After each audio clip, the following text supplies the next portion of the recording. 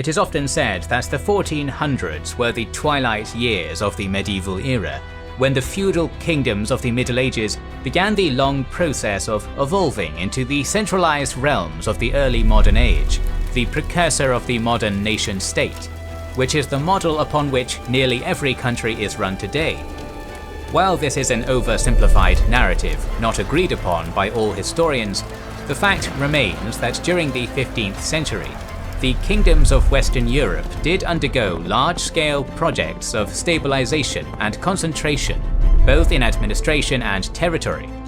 In this video, we'll take a broad look at how various European monarchies transitioned out of the Middle Ages and examine the changes in politics, government, and society that emerged from this metamorphosis.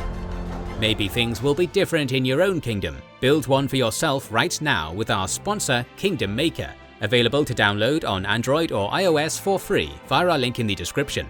It's like a combination of a strategy game, an RPG, a life simulator, and a general mix of light-hearted medieval antics. You'll be building a kingdom via military, economic, and social means. That means you'll gather resources and train armies as you often do, but you'll also want to throw a few sacrifices to the gods, explore the land and its many dungeons with your nobles, and to make sure you have the best nobles around, you need to meddle in marriage and get the right babies. New characters inherit traits from their parents, so this underlying matchmaking drama is part of the strategy. You can customize everything and rearrange your buildings and characters as you see fit to make sure it's truly your kingdom. But don't isolate yourself from the rest of the players. Join alliances to make fighting easier, or participate in large-scale rivalries between the alliances, sending aid to any battles you want, where your unique champions and armies engage in real-time combat. Start your kingdom right now for free, either on Android or iOS, by using our link in the description. Before we start, we have to specify that the reforms of the 1400s were not the beginnings of a new process, but a continuation of other reforms and attempts that had been made in the previous centuries. Nor did the evolution of European statehood reach its final form in this era, as resistance, crises, and changes in policies often thwart our attempts to understand the progression of society as a linear forward path. With all that said, let us now take a look at how the monarchies of 15th century Western Europe, such as France, England, and the newly forming Spain, took concrete steps to centralize their administration and militaries. In the 1450s and 60s, a period of economic decline swept across Europe. The resulting recession saw civil war become a grimly common occurrence for various kingdoms, such as the War of the Roses in England, the Noble Rebellions in France, and enduring contests in both Aragon and Castile during the 1460s and 70s. These wars were caused by deep dissatisfaction fermented in the towns and amongst the common folk, who amidst the economic decay found their rights and privileges eroding, while taxation increased and disorder became widespread. This ultimately broke the fragile relationship between the royal governments of Europe and the powerful notables they ruled, such as nobles and the leading citizens of influential towns. These magnates were often compelled to act against their kings, either out of their own personal interest or under pressure of their own disillusioned subjects, and would thus often take up arms against their monarchs while claiming to act for the people as a political community. All this was a direct blow to Europe's monarchies, who, while dealing with both financial decline and internal instability, found their power weaker than ever. As a result of their woes, the royal courts of Europe came to the conclusion that there was a need for royal governments to establish some form of central coordination over their vassals, and procure a stream of income independent from the taxes they provided. As such, fiscal and jurisdictional assets that had been dispersed among their vassals had to be recuperated, a process which was accomplished through the confiscation of the nobles' property, tampering with their inheritances, negotiations, and sometimes outright war against them. By the end of the 15th century, Europe's monarchs had regained much of their previously lost assets, and in some cases had increased the amount of land they controlled directly, as opposed to through a feudal landholder. This was helped by the death or disappearance of many of the great magnates and princes in their realms, either through luck, as family lines died off without heirs, or through the direct confiscation of their lands and titles by their monarchs. For example, the kings of France absorbed the Duchy of Alençon as a crown-controlled territory following a trial of its duke for treason. In 1477, they also inherited Burgundy and Picardy following the death of Charles the Bold, Duke of Burgundy, at the Battle of Nancy, which was later repeated in 1481 as the Angevin house went extinct, which brought their lands in Provence, Bar and Anjou under royal control. Finally, in 1491, the autonomous Duchy of Brittany came under French influence when Anne of Brittany married Charles VII, which would ultimately lead to the integration of the region. In England, the War of the Roses thinned the lines of the great magnates that had dominated London's politics during the 100 Years' Wars, allowing the Tudor monarchy to recuperate estates and privileges, as many of these had been confiscated by the different claimants during the Civil War. Still on the British Isles, King James II of Scotland took control over the great holdings of the Douglas family in the 1450s, and later the Scottish Crown took over the lordship of the Isles. Meanwhile, consolidation and alliance were other methods by which monarchies increased their power, such as was the case in the Iberian Peninsula, where the two biggest states in Iberia, Castile and Aragon, entered into a union through the marital joining of their respective rulers, Isabella and Ferdinand, creating a strong powerhouse that would be an important factor in the following centuries. Another outcome of the civil wars was the strengthening of the realm itself over individual vassal holdings as the main political center of a kingdom, and the increase of importance of the public good, or res publica, as the most important political goal. In essence, this meant that while monarchs and their subjects might have their problems, it was important for them to try resolving them. This evolving relationship between the ruler and the ruled resulted in domestic and foreign policy becoming more clearly separated, a division which we take for granted now but did not exist during the earlier Middle Ages, such as during the 100 Years' Wars, when nobles in France often swore allegiance to either the Valois kings of France or the Plantagenet dynasty of England, depending on how the war was going. Throughout the 15th century, an effort was made to make jurisdiction clearer, more coordinated and hierarchical. The rediscovery and distribution of the codified law of the ancient Romans helped establish various legal norms across European realms. In addition, new courtly institutions were established across kingdoms to administer direct royal justice, taking away influence from local municipalities or noble officers who previously had been acting mostly independently of royal guidance. Consequently, central courts became more accessible to people who lived outside of royal capitals, as high courts were established in provinces. In France, these courts were called parlements, while in Castile they were called audiencias. The message in establishing these houses of justice was clear.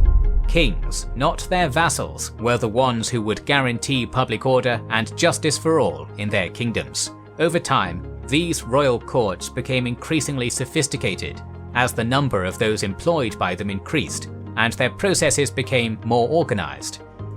In England, Henry VII retained the much expanded estates of the crown in his own hands, and used them to sustain an extensive network of gentry servants, while the parliament continued to retain its functions.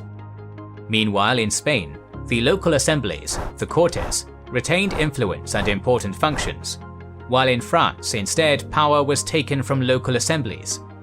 An important element emerging in this period was the establishment of permanent ambassadors among the greater countries of Europe, with Ferdinand of Aragon, the Italian states and the papacy being especially prolific with this. Another means by which kings sought to consolidate power within their realms was by establishing greater control over the church. As the power of the papacy declined in the wake of the schism between competing popes of Rome and Avignon, royal governments also tried to bear down upon the clergy in their countries. In 1438, Charles VII decreed the Pragmatic Sanction of Bourges that diminished the power from the Pope in France regarding the appointment of bishops and the collection of taxes. The intermittent revoking and re-establishing of this bill over the following years was often used to make the popes dance to the French king's tune.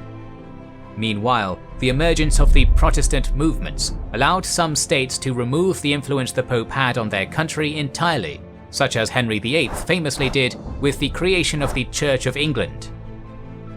Thus far, we have covered the legal, societal, and religious consolidation of monarchical power, but another pillar of revolution during this period lay in the royal army. During the 15th century, European armies experienced a significant evolution. Before, kings had relied on feudal armies, where nobles brought their own retinue to fight for the king. After, the kingdoms of Europe were capable of fielding a standing army under the direct control of the monarchs. In France, Charles VII attempted to pass a series of military reforms in 1439, with the goal of creating a permanent army drafted from roaming bands of unemployed mercenaries, with commanders chosen by the king himself, thereby ensuring no one else could raise an army without royal consent. While this attempt failed in the following year when the princes of the kingdom rebelled against him, in 1445 Charles managed to create the embryo that would become the French Standing Army. 15 compagnies d'ordonnance were created, each composed of 100 lances, which were a unit consisting of 5 to 6 men, one of them being men-at-arms, 2 mounted archers, a page and a courtier, and a lightly armoured mounted soldier. Each company was led by a commander chosen by the king, often drawn from the lower nobility, and stationed in different regions, with groups of lances being placed in different villages that were charged with feeding and housing them during peacetime in exchange for tax exemptions. To the surprise of their contemporaries, these companies were not disbanded at the end of the Hundred Years' War, as was expected, but they remained in the service of the king and would grow in numbers in the following centuries. In the 1480s, these companies would be bolstered by Swiss mercenaries after they had impressed the French court after their victory over Charles of Burgundy in 1477. By the end of the century, the French monarchs could raise an army of 20,000 to 25,000 men.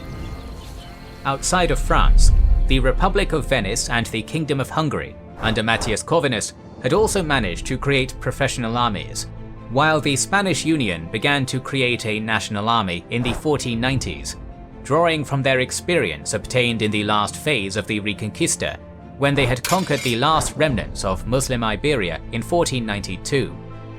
A year later, in 1493, Spanish heavy cavalry was organized in companies of 100 men-at-arms, each under the direct control of the crown, and during the Italian wars, the same would be done with the infantry. In the following century, this would evolve into the famous tercios system. With these reformations came the opportunity for innovation in military technology. Armies, cannons, and gunpowder units, which had become prominent in sieges during the 1300s, started being deployed on the battlefield in greater numbers. Another innovation was the evolution of pike infantry, spearheaded by the Swiss, resulting in professional infantrymen increasing substantially, whereas before, infantry soldiers had primarily been drawn from peasant levies. Cavalry still remained important for the armies of the time, and their total numbers did not change in the 1500s, but the large increase of infantry meant that their percentage decreased. With all this covered, it should be noted that the creation of standing armies was not universal across Europe. For example, during this era, England's military was still composed of levies drawn from the aristocracy. Of course, professional soldiers need to be paid in wages, and thus the means by which the kingdoms paid their standing armies became more centralized as a result. Soldiers received their money through the administration of royal officials instead of local fiefholders, as the feudal levies of old had been. To finance the administration and the army, the states needed resources and funds. The evolution in taxation varied quite a lot between different countries, but generally, taxes began to be collected with greater consistency, instead of being one-time exceptions granted by local councils, and the reformation of the fiscal administration. Particularly in France, the king managed to levy the taille, a direct tax on the non-noble population, without needing the consent of the general estates from 1439, but this was an exception. Generally, representative bodies managed to keep their influence in most European kingdoms, and sometimes even managed to keep their power in avoiding greater taxation, with only France, Castile and Denmark showing a decline of the assemblies. Also, the amount of taxes levied did not increase, and in fact in some places like Castile, England and France, the total tax revenue at the end of the 14th century decreased when compared to a century before during wartime, as there was a general relaxation of fiscal pressure following the Hundred Years' War and the unrest in the 50s and 60s. In fact, the crown would continue to borrow heavily, as it was impossible for the king to support its wars with only tax revenue, and it would continue to do so for the following centuries. In the past, this era, often calling the kingdoms adopting these reforms new monarchies, was seen as the birth of the modern nation-states, and the period in which this trajectory began, which would lead to the absolute monarchies of the 17th century. More modern historians have criticized this view, like John Morrell, who calls these states dynastic agglomerates that had to deal with the local elites of the newly integrated territories who remained important for the running of the state, and these countries would remain fragile for the following centuries, thus not securing some of the reforms implemented in the 15th century. More videos on social and political history are on the way, so make sure you are subscribed and have pressed the bell button to see them. Please consider liking, commenting and sharing, it helps immensely. Our videos would be impossible without our kind patrons and YouTube channel members, whose ranks you can join via the links in the description to know our schedule, get early access to our videos, access our Discord, and much more. This is the Kings and Generals channel, and we will catch you on the next one.